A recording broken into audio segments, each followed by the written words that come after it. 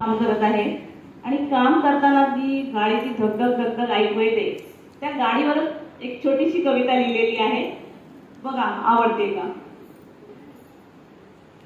गाडीचं नावच आहे, कवितेचं नाव आहे आगगाडी. आगगाडी चुप चुप धाव घेते रुळावर, सगळ्यांची पळापळ एका शिट्टीवर होते. थाटामध्ये मोठ्या येते, होते स्थानकांना गर्दी, यात्रेकरू सामावून फलाटांना देते वर्दी. एका मागोमाग एक येती जाती ती स्थानके, उतरती अगणित किती सारी हो माणसे. रात्रंदिन पसरले रुळ तिचे साथीदार, रुळांविना अपूर्णच तिचा सगळा संसार. अहर्निश गाडी धावे नेमलेल्या रुळांवर, जसा माणूस चालवतो जीवनाच्या पथावर. पळ निसटून जाती हाती धरू पाहताना, क्षण विरुनिया जाई श्वासामध्ये भरताना. चुके जरी एक क्षण मग काही खरे नाही, गाडी असो वा आयुष्य विस्कळते सारे काही. जीवनाचे सार सांगे आगगाडी धावताना, क्षणभंगूर आयुष्य सावधान जगताना.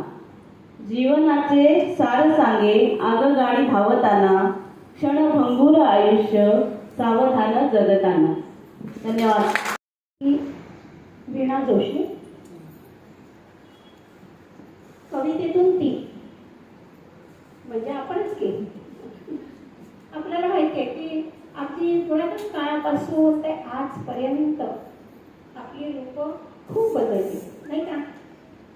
तर एक छोटीशी कविता वाचणार आहे. सर्वप्रथम माननीय परीक्षक आणि माझ्या सगळ्या उत्साही मैत्रिणी, तुम्हाला खूप खूप शुभेच्छा आणि मला ऐकून घ्या. वीणा जोशी. आपल्या घराघरामध्ये एक आदिशक्ती वावरत असते, अष्टभुजा.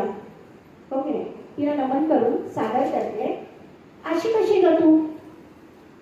कवितेचं शीर्षक आहे अशी कशी ग तू. अशी कशी ग तू, नटण्या मुरडण्याच्या वयात तू माग ओलांडून घरात येतेस. बाहेरचं जग आणि माहेर बाहेरच सोडून सासरचं घर कवे फिरतेस. अशी कशी ग तू, अनेक नाती निभावताना, म्हणजे आई, काकू, मावशी, आत्या, मुलगी, बघी नाही, अनेक नाती निभावताना प्रसंगी तू स्वतःला विसरतेस. साऱ्यांच्या इच्छांमध्ये सतत, अगदी सतत स्वतःला रमवतेस. नात्यांच्या जाळ्यात कळत नकळत स्वतःलाच हरवतेस. आणि स्वप्नांचा गोफ विणत आयुष्य घालवतेस. अशी कशी ग तू. तू होतीसच की ग दारगी, मैत्रिणी, आपाला, इतकंच नाही ना, घोषा, सुलभा, लोकमुद्रा, वेद वेदांग कोरून पहिलीस तू. तू होतीस ज्ञानी ऋषिका. आकाशाला गवसणी घालणारी होती तुझी असामान्य योग्यता. अलंकार शस्त्राचे लेऊन तू राणी लक्ष्मी झालीस. अलंकार शस्त्राचे लेऊन तू राणी लक्ष्मी झालीस. तुझ्या शौर्यास पाहून भारत माता स्थिमित झाली. अन्यायाची राख करण्या दामिनीसारखी करारी झाली. अन्यायाची राख करण्या दामिनीसारखी करारी झाली. अहिल्या राणी तू आमची, होळकरांची शूर स्नुषा शोभली. पंख घेऊन गरुडाचे तू अवकाशी किती छान रमली.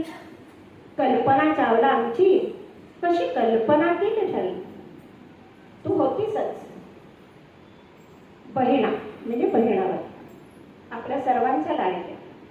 तू होतीसच बहिणा, निरक्षर असून साक्षरतेला लाजवणारी. तू होतीस आनंदी, अवखळ, निरागस, पती सेवा करत, गरजूंना मदत करत डॉक्टर होणारी.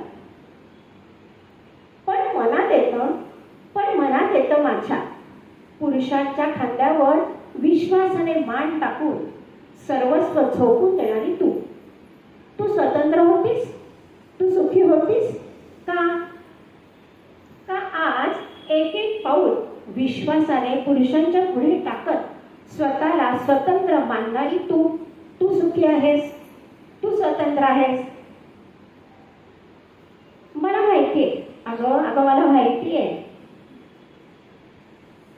तू आहेसच विद्वान, सुंदर, शूर, देवाची लाडकी रचना. पण पण चुकीच्या संकल्पनांनी कुठे चुकतंय का ग तुझं? हे तूच एकदा बघ ना. कारण अगं कारण आता वेळ आली आहे विचार करण्याची.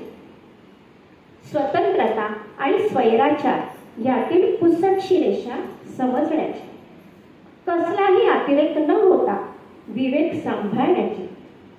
दिशाभूल करणाऱ्या कल्पनांना न भुरळता तोल सावरण्याची. सुंदरता, शालीनता, निरागसता जपत, मी म्हणते सुंदरता, शालीनता, निरागसता जपत कणखर होण्याची.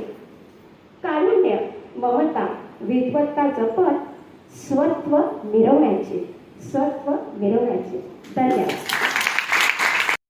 माझं नाव किमया कोल्हे आणि सर्वांना महिला दिनाच्या आणि माझ्या मराठी भाषा गौरव दिनाच्या शुभेच्छा. माझ्या कवितेचं नाव आहे अंतरंग. तिच्या धुळीत दाटत असताना पोळी, कुठून कोण जाणे पण तिला सुचल्या काही ओळी. कागदावर उतरवायची घाई करावी तर पोळी सुटून जाईल. लाटलेली पोळी भाजून जावी तर कविता निसटून जाईल. ज्या कविता करतात त्यांना अनुभव असेल की एकदा आयडिया आली ना तर लगेच आपल्याला लिहावं लागतं, नाही तर विसरावं लागतं. शेवटी तिच्यातल्या कवयित्रीला, तिच्यातल्या गृहिणीने तिच्यापासून जरा दूर सारले आणि नेहमीप्रमाणे पुन्हा एकदा तिने तिचं मन मारलं. तिच्यातली कवयित्री मात्र आज काहीशी धीट होऊ पाहत होती आणि निष्ठूर वाहणाऱ्या त्या ओळींना मनाच्या गाभाऱ्यात बंद करू पाहत होती. वेग धरला गृहिणीने हातावेगळी केली कामे सारी आणि लेखी हाती येताच कागदावर बरसल्या शब्दांच्या सरी. कित्येक दिवसांची घुसमट, कित्येक दिवसांचं मळप तिच्या मनात दाटलं होतं आणि त्या असह्य ओझ्याने तिच्या अंतरीचं आभाळात फाटलं होतं. या शब्दसरी थांबतील तरी केव्हा भरल्या मनाचं रितेपण येईल तेव्हा. त्या काव्याची नि त्या प्रतिभेची ती ऋणी होती. निर्मितीच्या आनंदाने ओंजळतीची भरली होती. मोकळ्या मनाने मग त्याला कविता वाचून दाखवतात. मोकळ्या मनाने मग त्याला कविता वाचून दाखवताना आनंदात न्हावून गेली ती तिच्याच शब्दसरीत दिसताना. तो मात्र भान विसरून गेला तिचं सौंदर्य न्याहाळताना. तो तिला वाचत गेला तिची कविता आहे. काय नाही समजलं ना. तो म्हणाला असशील तू कुणी कवयित्री, नृत्यांगना वा कोणी गायिका, मला काय त्याचे सखे सुंदरे, या जीवनी तू माझी नाही.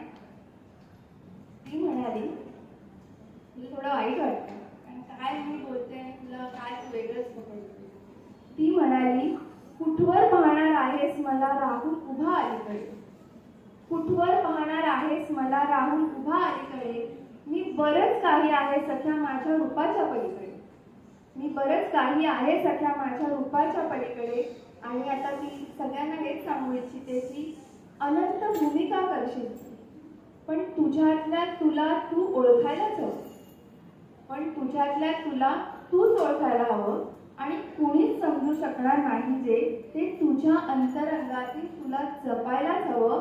रादर तुलाच ते जपायला हवं.